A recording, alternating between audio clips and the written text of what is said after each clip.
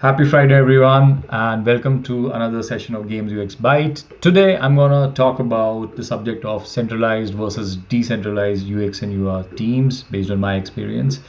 And yeah, it's a topic I think which will resonate with a lot of you because a lot of you are probably working in one of those structures. When I say centralized UX and UR teams, I'm talking about group of UX designers and user researchers in a company who report to a single discipline or line manager, and they probably work as a consultancy or a service within a company, serving multiple projects or business units. And when I'm talking about decentralized teams, we are talking about user experience designers and user researchers who are embedded directly into the business units or project development teams, where they independently own and are responsible for execution of UX and UR of that particular project. Now, anytime I've joined a company, either I've already found one of these structures in place, or I've been given the choice of how do you want to, um, organize your teams in a centralized structure or in a decentralized structure. And it's pretty interesting because a lot of this decision making depends on the needs of the organization. How big your organization is? It like a multi-product, multi-project organization with a lot of business units? And it also comes down to what is the length of engagement of those projects? Are all projects of same length? Will some projects start sooner and some will be longer than the other? What is the size of your development team versus the size of UX and UR resources you have?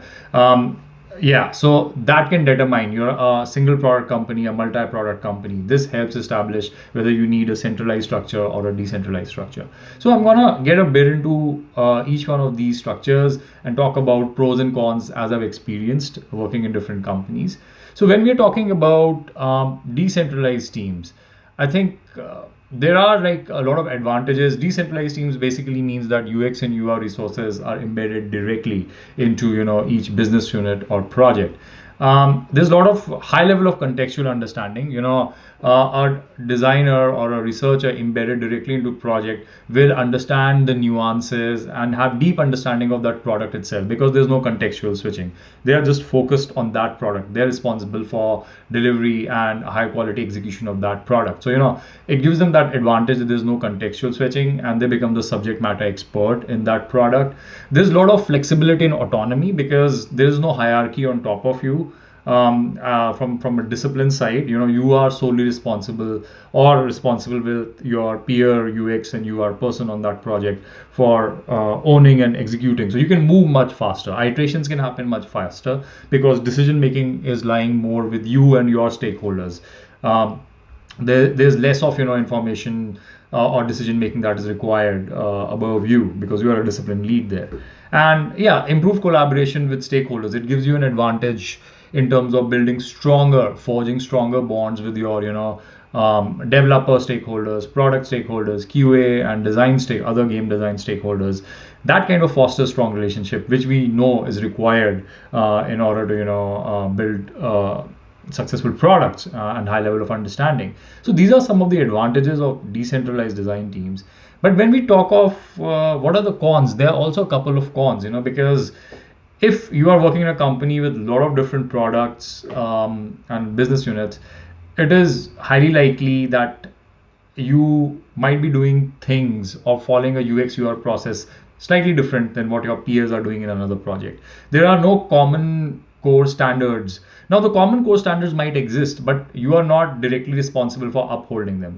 Based on what the needs of your project are, based on because you need to move a little fast, you might do things slightly differently. So over time, what will happen is it can lead to yeah, we have a common centralized best UX UR practices, but each group is kind of doing it on their own because of the constraints they have. They could be monetary, time wise, or just the need of the project itself. So what I've seen is often the common core standards or what we call consistency can break down when we have decentralized teams. Skill can vary between designers because based on the kind of project you are working on, some designers might become more skilled in a particular technique like prototyping compared to other designers on a different project who don't have either have as much prototyping built into their design process. So this can lead to variance in skill. Also, it can also silo the UX and UR departments or teams within uh, your company, because there's less face time, there's less probably peer review going on, because even if you have a peer review, a designer on a different project might not understand your project in as much detail as you do. So what I've seen is it becomes more of unofficial. It's not something you have to drive unless it's your goal set by your manager, that you have to necessarily go and do peer reviews with other UX and UI designers. It's optional, it's not like enforced, just like the design practices cannot be enforced because each team might be operating differently. So this can happen. And one other common thing I've seen happen very often is duplication of effort.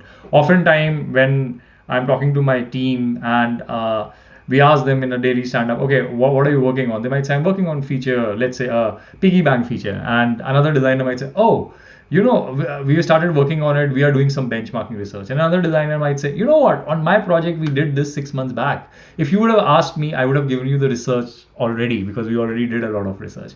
So what I'm trying to say is I've seen this duplication of effort happen.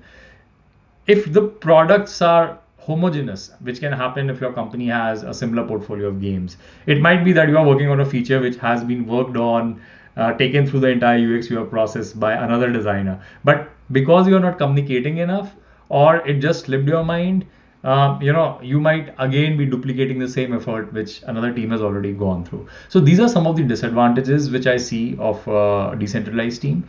And now, if we talk about centralized teams kind of work as a consultancy or as a service within a big company which might have a lot of products, a lot of games, let's say, and the size of the UX UI team is small. Now, one immediate advantage I see is the impact you can have with a small team, because you might have a small centralized team which works as a consultancy, and different projects and business units might pull you in based on the requirement. They might have a user experience, information architecture exercise requirement, wireframe flow requirement, or they might have a usability test required, a user research piece required. So what they do is they will come to you with a requirement, and you will engage with them for, let's say, a period of 2 weeks to 6 weeks, and then you'll move on to another project. So that ways a centralized design team can have much wider impact. It can touch much more products. And other advantage is consistency, because by definition, a centralized team is reporting to one discipline lead, and within the same discipline, they can develop common core standards. They can talk about it collaboratively. They can have their own design system in place. And I see a lot of closeness in these teams because there are regular training sessions or peer reviews happening. So each designer is talking about what they're working on in either daily stand-ups or weekly peer reviews. So there's a lot of exchange of information happening, which means that the expertise is getting kind of distributed across different designers. There's a lot of collaboration within the discipline. And what also happens is, which is again a disadvantage for a decentralized team, is when a person is embedded, they become the subject matter expert on that product. And what happens if they leave? If they leave, it's very likely that all the knowledge they had, the subject matter expertise they had on that particular project or product is lost with them. But in a centralized team, the resources are constantly rotating, right? Today you might be working on a casual game, tomorrow you might be embedded on a mid-core game. So what happens is the profile of the user experience design and user researcher is becoming more well-rounded. They are getting more experience. They're getting more variety also in terms of project, which is often sometimes I see resources in decentralized team complain about, because they can be on a project for 2 years, 3 years without any change, So these are some of the advantages we see, but there are also disadvantages. For example, there might be a lack of context, in between amongst the designers themselves. For example, if they're working on a project for, let's say, 2 weeks period, and they move to a more highly complex project, and they have to, tailor their pipeline in a way that they have to deliver something in 4 weeks, but the product is complex enough. They might not have all the context, Depending on what the complexity of the project is, whether enough user research is done or not, they might need time to get context, because if they are constantly fluttering around projects, they might not get all the context they need to do their job well. And then again, it also kind of limits the impact they can have within the project. Like I mentioned that as a centralized team, you have a wider impact on multiple products, but I have also seen that the amount of impact they have per project can be very limited. For example, today my job was as consulting UX designer. And I've seen that happen in consultancy also. I'm brought in by the team, I understand the problem, develop the IA, wireframes and prototypes, and maybe do usability testing and give them the final design. But then you are moved on to a separate project. And what happens while that project moves from pre-production to production? New edge cases might come up. A product manager might want to change something. Development wise, the technology stack might change, business goals might change. So what happens is, after you have done your work, a lot of changes can still creep up. We call it scope creep, can happen before that feature hits production, and you have no visibility into it. So what is basically happening is, you have no control over what the final outcome is. It's very hard because you might have worked on a piece of project which is bound to go in a sprint 2 months down the line, right? But by the time it comes into production, things might have changed. Expectations of product managers might have changed, the scope of the feature might have changed. So what you worked on and what is finally executed by the development team might be completely different, and it might break the user experience that you have designed, or it might not turn out to be as optimal as you wanted it to be. So these are some of the pros and cons of both centralized and decentralized product teams. I've also seen hybrid approaches, for example, where UX designers are embedded but user researchers are kept centralized. But yeah, it's something you have to balance, and you have to get it right, and you have to make sure constantly that whichever structure you follow, it is providing maximum impact and benefit for the teams you are serving, as well as for the business objectives that your company has. So that was my experience, guys, working and organizing centralized, working with and organizing centralized and decentralized design teams. Feel free to share your experience in the comments below. Cheers. Have a good day and have a great weekend.